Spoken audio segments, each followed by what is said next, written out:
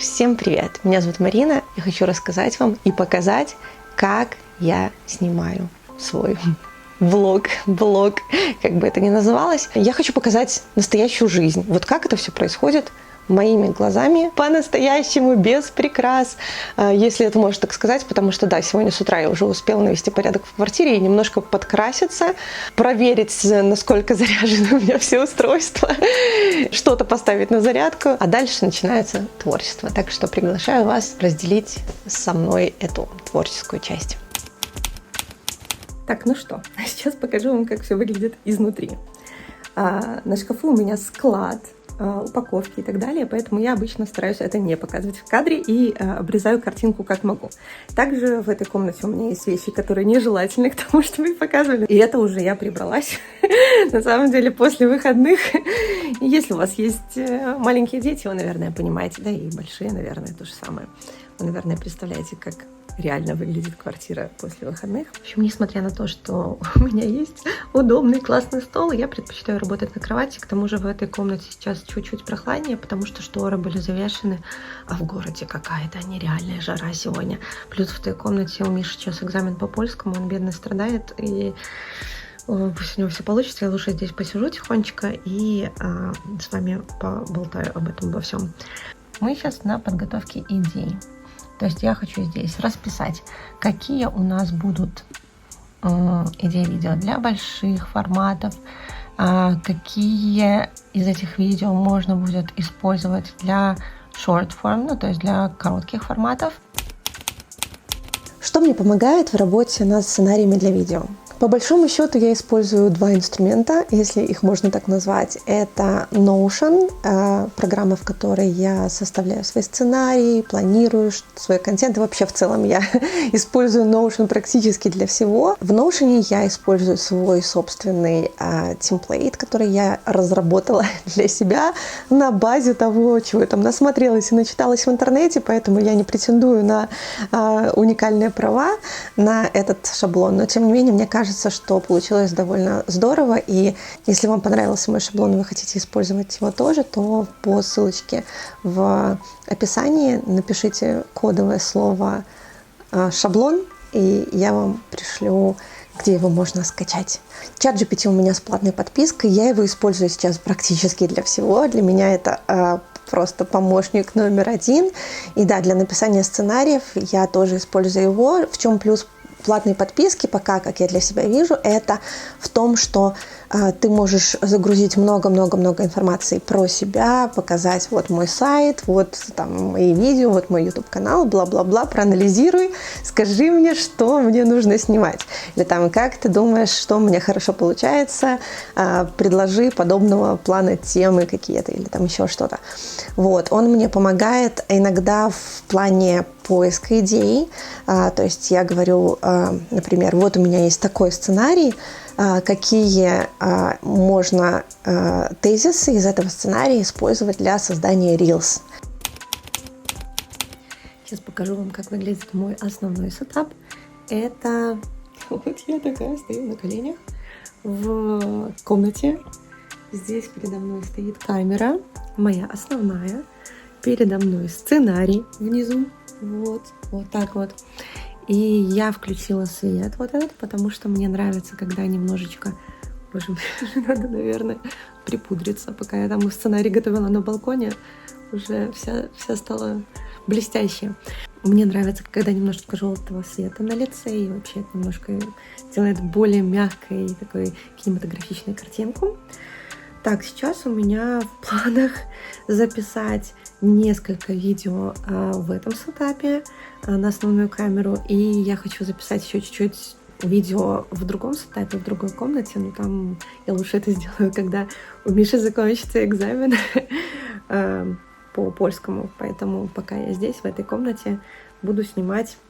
Будет, наверное, много дублей, но, в общем, сейчас вы посмотрите, как это будет выглядеть со стороны.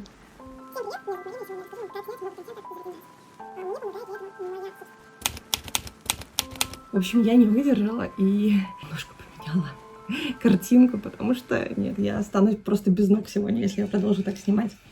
Сейчас у меня по плану следующее короткое видео, которое будет частью длинного видео, про то, как смотреть в камеру, когда снимаешь видео. Вот там камера. Когда я вижу себя в телефоне, все, пиши пропало, я смотрю туда. Все такие же, напишите в комментариях, кстати, если вы такие же. Как смотреть в камеру, когда ты снимаешь видео? Во-первых, есть вот такого плана инструмент, который называется телесуфлер. У меня он маленький, он бывает побольше.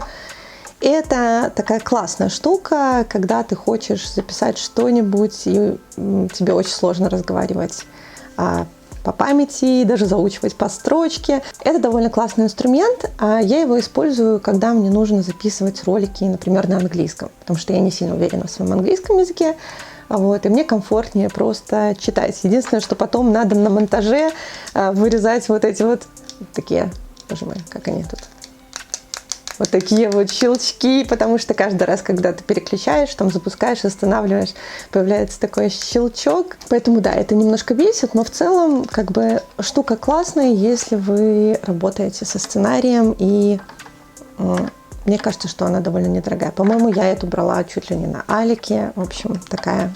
Да, и важно сказать, что эта штука для камеры, профессиональной камеры. Я не знаю, возможно, какие-то подобные штуки есть для телефона, но я не вижу в этом смысла, потому что сейчас я вам расскажу, как снимать на телефон и смотреть в камеру. Вообще, на самом деле, инструменты появляются постоянно новые и новые. Вот недавно появились даже нейросети, которые помогают ваши глаза вот отсюда направить куда-нибудь туда, что классно, только мне кажется, что это выглядит все равно пока еще немножко неестественно, но, наверное, это скоро пофиксят. Приложения для редактирования видео, таких как CapCut, можно иногда встретить телесуфлер, который встроен в это приложение. Вы просто вбиваете свой скрипт, свой сценарий, вы видите себя, вы можете смотреть на себя, как вы выглядите, и при этом поверху идет текст, который вы туда загрузили. И получается, что таким образом, да, вы смотрите чуть-чуть ниже камеры, но это очень классное решение, которое, кстати, открыла для себя не так давно, и мне кажется, что для многих людей это будет просто спасение, поэтому, да, без рекламы, от всего сердца переходите, скачивайте CapCut и изучайте этот функционал. Так, ну смотрите-ка, все неплохо. Я вот уже галочек сколько поставила. Сейчас мы пойдем в другое место, поставим камеру. И я хочу снять вот эти вот большие, еще которые оранжевеньким подсвечены. И да, когда я это сделаю, останется уже совсем чуть-чуть. Кстати, который час? Страшно смотреть. Еще даже 2 нет. Я прям молодец сегодня. Как избавиться от страха чистого листа, когда вы ведете свой блог? Первое и самое простое, то, что сделала я сегодня, это начать при том самым простым из возможных способов. Это написать, например, в Инстаграме, что я сегодня буду записывать блог или влог, записать какую-то вводную часть, например, привет всем, сегодня я буду записывать.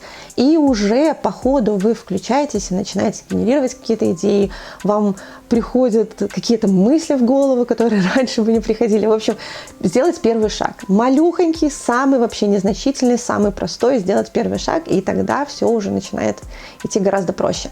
Второй способ, который я рекомендую всем и себе, это не пытаться все сделать за один раз.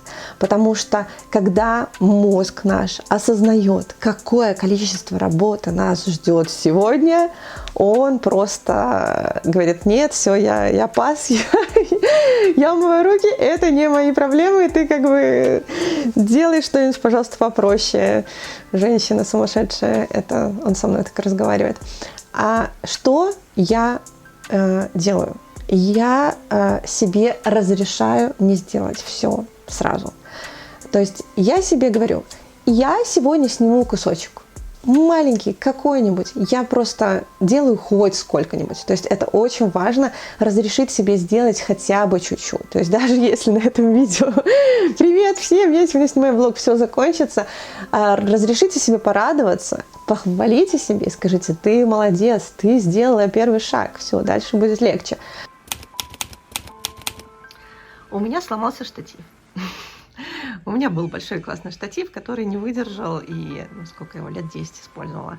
На самом деле этот уже тоже сломался. То есть он уже так кривенько работает. Мне надо купить такой же, скорее всего, новый. У меня здесь стоит чашка кофе, бутылочка молока, старый ноутбук, которого не жалко. У меня здесь моя камера. Я сегодня с утра еще попробовала потестировать сцены, ну, то есть где и как я буду снимать. Я хотела более широкий кадр, более широкую картинку, и у меня есть еще там камеру, которую покупала типа влоговую. Я хотела проверить, насколько классно будет смотреться та же самая сцена на влоговой камере и на этой камере, и да, эта камера победила. Покажу вам, как выглядел тест сетапа моего сегодня. На самом деле я хочу определить этот вопрос раз и навсегда, поэтому это важная тема. Это кадр с моего старого видео, где мне нравится картинка. Вот здесь я тестировала. Выгляжу я, вот так вот я выгляжу, когда еще не собиралась. В общем, здесь у меня камера, я ее уже убрала, в общем, моя старая, которая чуть-чуть пошире снимает. Но я поняла, что картинка все-таки более мягкая, мне больше нравится на мою основную камеру, поэтому я решила, что вот у меня получается сетапчик 1. Вот это или вот это 2, в зависимости от того, на штатив я поставлю или без штатива. Ну и вот такой вот есть вариант, если я вот прямо здесь поставлю камеру. Как выбрать локацию для съемки? Если вы блогер, собираетесь вести блог или уже ведете блог, для вас это может быть очень актуальная тема, потому что вам может казаться, что, ну боже мой, это у меня здесь вообще негде снимать, и у меня там не такая классная квартира, не такая фотогеничная, и вообще у всех так все красиво, у меня нет. А на самом деле секрет всех блогеров прост. Надо выделить под съемку специально сконструированные места. Это называется сетапы, вот, сцена, так сказать.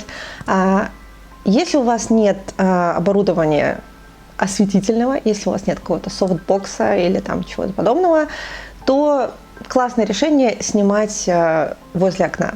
На самом деле, даже если есть, для меня, вот у меня есть, и свет возле окна все равно самый классный, все равно самый красивый. И для того, чтобы сделать классную динамичную съемку, вам нужно выбрать 1, 2, может быть 3 зоны у себя в квартире, где вы будете снимать. Для того, чтобы понять, что именно выбрать, я советую вам сделать какие-то маленькие кусочки видео или маленькие фотографии, залить их на компьютер и посмотреть, вот здесь вот такая картинка, здесь вот такая, здесь такая, потому что даже вот на экранчике камеры или телефона это не всегда может быть понятно. И это на самом деле очень классная штука, потому что когда вы точно знаете, что вы вот ставите сюда камеру, здесь снимаете кусок, ставите туда камеру, там снимаете кусок, или у вас есть камера для этого места, что вообще идеально. И да, все это можно еще миксовать с съемкой с телефона, где вы ходите, крутитесь, и это тоже будет как дополнительный ракурс. В общем, на самом деле у меня сегодня, например, в моей съемке 2 сетапа, и влоговую обычную часть я снимаю на телефон, я использую вот такой штатив. Боже мой, я даже не знаю, если у него тут какое-то название, просто самый дешевый с Allegro штатив для телефона. Тут еще можно нажимать, и оно будет включать запись видео. Немножечко, кажется, вот так вот шатается, но стабилизация айфона спасает. Когда у меня есть план, где у меня будет стоять камера, то это очень-очень сильно облегчает процесс съемки. Так, это у нас локация для съемок номер 2, которая находится в основной комнате. Как вы видите, за неимением штатива классная штука. Это другая, вторая у нас, так что их не надо таскать туда-сюда, что прекрасно. Кстати, мы перестали ими пользоваться, и через 2,5 года жизни в Польше мы смирились просто с тем, что воздух грязный. Сколько нужно техники для того, чтобы снимать видеоконтент? Конечно же, техники много не бывает никогда, и стоит только погрузиться в этот мир, у вас будет постоянно расти список хотелок. Это, ладно, не будем о больном. Что вам нужно точно? Конечно, я могу сказать, как и многие, вам достаточно одного телефона для того, чтобы начать, и это будет правдой, это на самом деле правда. Для того, чтобы начать что-либо делать, достаточно одного телефона, и естественно, чем лучше телефон, тем лучше будет качество. В целом, я могу сказать, что даже на данный момент, вот у меня iPhone 15 Plus, и на него можно снимать очень даже классно, особенно там с этим эффектом синематик, размытием. Вы увидите в этом блоге, я, какие-то штуки, когда я хожу и разговариваю, я снимаю на этот телефон. Все с ним мне нравится, все меня устраивает. Но что вам нужно, если вы хотите делать блог чуть-чуть профессиональнее? Я советую использовать все-таки камеру. Камера при этом может быть любая. Она может быть зеркальная, беззеркальная. Это я не буду усложнять, углубляться. И те хорошие. На самом деле камера вообще не имеет значения. Имеет значение ваш объектив. Поэтому желательно, чтобы в вашей камере снимался объектив, и можно было поставить другой объектив. Чем круче у вас будет объектив, тем круче у вас будет картинка. Сама вот эта камера, тушка, она значения практически не имеет. Какой вам нужен объектив? Чем выше у этого объектива будет светосила, что бы это ни значило для вас. В общем, там бывают циферки, там, например, 1,4, 1,8, 2,8, боже, что я уже не помню. В общем, и т.д. и т.п. Чем меньше эта циферка, тем круче объектив. И тем он дороже, на самом деле, почти всегда. Чем больше светосила, тем лучше будет снимать ваш объектив, ваша камера в условиях плохой освещенности. И, скорее всего, я, в общем, не фотограф, но я вам так скажу, как вот блогер, картинка будет мягче, будет вот такой сглаженный фон красивый. В общем, я использую сейчас блинчик, это называется объектив блинчик, который, у него фиксированное фокусное расстояние 40 миллиметров. Я хотела попроще снять это видео. В общем, у него фокусное расстояние 40 миллиметров, у меня full frame камера, это для тех, кто шарит, а для всех остальных у меня Canon EF 40 миллиметров, 2,8, наверное. Это если вы будете такой же гуглить, выбирать. И фотоаппарат Canon 6D Mark II. Я уже не знаю, сколько лет назад его покупала, но меня все устраивает. Вот такая у меня картинка. Это моя основная камера, а телефон сейчас моя вторая камера. Я использую две камеры сегодня для съемок и использую обычный штатив, который вы уже могли наблюдать в бэкстейдже.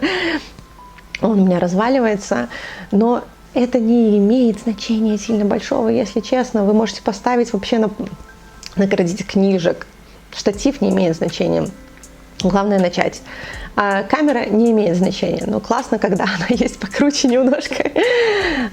Петличка, звук. У вас обязательно должен быть хороший звук. У меня петличка Rhythmix. Обычная, я купила ее когда-то в музыкальном магазине, она мне, конечно, не дает отойти сильно далеко от камеры, и это меня немножечко напрягает, но все петлички, которые радио, у меня все постоянно разряжается, я это жутко ненавижу, когда все нужно заряжать, поэтому это самый надежный вариант для меня, потому что тебе надо камеру зарядить, там, не знаю, телефоны зарядить. Все подготовить. И у меня обычно всегда какой-нибудь провал будет в каком-нибудь месте. Поэтому чем меньше нужно вот этих штук подготавливать, тем больше шанс, что я вообще что-нибудь сделаю. Поэтому надо упрощать. У меня еще есть вот такой микрофон вокальный, который я купила для того, чтобы петь. Вы видели, наверное, меня на канале, я периодически на него записываю всякие ролики. Слушайте, на самом деле его надо подключать к внешней звуковой карте, потом это надо записывать в какой-нибудь там специальный софт, потом это так усложняет все работу. Честно говоря, петличка, которая сразу в камеру дает правильный звук, и тебе не надо потом его сводить, там, соотносить, что потом по движению губ, по всяким хлопкам и еще чему-то. Петличка очень классная штука, поэтому я вот за такой вариант, потому что, как я уже сказала, чем больше и сложнее все вот эти настройки, тем больше вероятность, что вы ничего не сделаете, потому что вы будете думать: боже мой, это сейчас надо так много всего сделать. Вот. Очень просто. Вот на что я снимаю. В общем, я решила сделать паузу и покушать.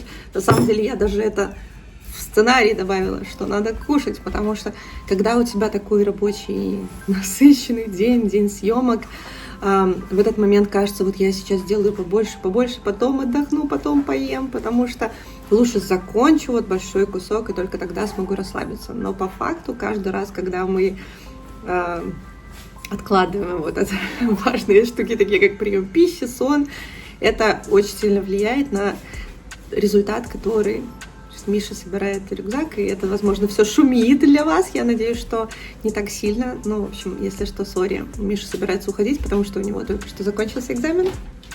Миша? Ага. Все хорошо? Ага. Окей. Да, в общем, короче, надо делать паузы, надо делать перерыжки. Надо делать паузы, надо делать передышки, надо кушать, надо отдыхать, тогда у вас получится лучше. Поэтому не экономьте на таких вещах время свое, потому что вы не сэкономите. А еще лучше вообще не работать. Что лучше? Не работать, чтобы не уставать. Устами Миши глаголят истину. В общем, у меня тут сейчас монтаж. Страшная часть, но самая интересная на самом деле, потому что ты вот снимаешь, еще не понимаешь, что у тебя там выйдет, а потом на монтаже все становится понятно. И ты понимаешь, что где-то ты накосячила, надо было снять лучше. Но да, а еще может получиться, что классно и все прикольно получается.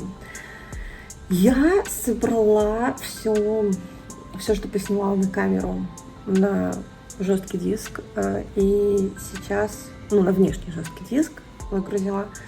С телефона пока еще не выгружала, сейчас еще сделаю отдельную папочку и выгружу с телефона все, что сегодня наснимала. В общем, жара сегодня невыносимая. Сижу я вся просто мокрая, как лягушка. Вот так вот у меня все. Я уже переместилась, я уже на пол скоро перемещусь, мне кажется, так жарко. Собственно, я уже сижу на полу. Я заканчиваю монтировать. Сейчас покажу вам, как выглядит проект. Спасибо большое прекрасному мужу, потому что он сейчас где-то играет с ребенком. 18-14 час назад забрал. Дал мне возможность помонтировать. Я хочу закончить. Я понимаю, что это физически возможно. Да, конечно, такие рывки я не смогу делать регулярно, поэтому, наверное, я снимаю видео редко, потому что для меня это всегда рывок, ого-го. Ну, в общем, как есть проект. Сейчас покажу, как проект выглядит. На самом деле, ничего сильно страшного я и не планировала делать какой-то очень... все, у меня завис компьютер. Я не планировала делать какой-то очень страшный монтаж. Вот, примерно так он выглядит. Ну, конечно, все переслушать миллион раз. Миллион дублей, миллион всего нарезать. Уже огромная, конечно, работа и сложная. При том, что, довольно линейно все, наверное. Без какого-то количества спецэффектов нереального. Вот. Ну, по времени можете представить, с 12 часов, наверное, если не раньше. Наверное, часов с 9 я начала убираться, собираться.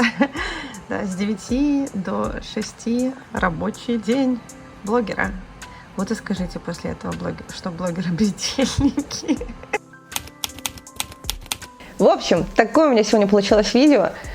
Вы уже знаете, какое оно получилось. Я даже еще не представляю, какое оно получится. Надеюсь, что оно получилось нормально. В любом случае, вот вам прям погрузила, насколько смогла во всю эту атмосферу. Надеюсь, что вам было интересно. И я надеюсь, что я заслужила от вас лайк. Эти блогеры-попрошайки, капец. Короче, до встречи в следующих видео. Пишите в комментариях, о чем вы хотели бы, чтобы я еще рассказала. Может быть, вам понравился такой формат. Я с удовольствием покажу вам больше. И да, я, видите, сегодня, пока вам все снимала, сама немножко поняла, как можно все улучшить, ускорить, упростить. И я надеюсь, что это поможет мне выходить в блог чаще, чем раз в год. До встречи в следующих видео. С вами была я, Марина. Всего вам самого прекрасного.